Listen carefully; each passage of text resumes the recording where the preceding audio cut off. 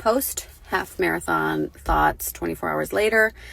I needed more quad strength. My endurance was there, my stamina was there, mental ability, it was there. It was my physical body that was like, well, my quads started cramping. As an overall race, it was a net downhill race, so I needed more quad strength.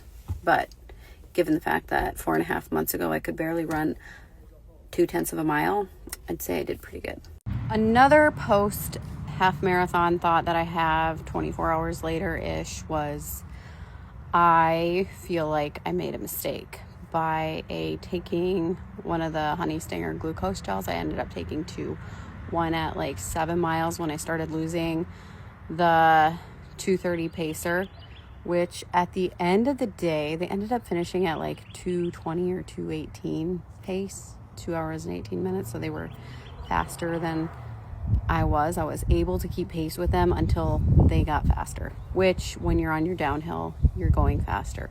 So I lost track of the tag and I started feeling, oh shoot, I'm falling behind. When really I wasn't. I was keeping my same 11:08 pace, but I got in my head. Like the mental game there was, I lost them and I started freaking out, and then I took a Honey Stinger. So I'm like, I'm losing steam, I don't have the energy, when really I think had I maybe just called my husband or I checked in with like somebody, I could have probably mentally walked through it. But I was feeling a little panicky because I lost that, and then I thought I must be losing energy. Now is the time to take it. But it must have been around 8 miles because that was the furthest I'd gone, and I know I'd pushed past the farthest that I've ever run on my own, alone, no sugar added, just fasted water with like the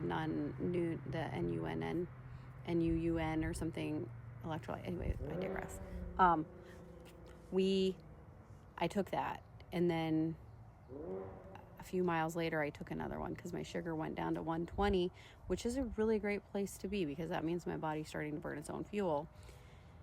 And then I freaked out after I took the second one, and I told my husband, I think I need salt. And I didn't need salt because I had been plenty hydrated. So if you're still here, I think that was the biggest, like that was a diabetic challenge that I think I can overcome next time.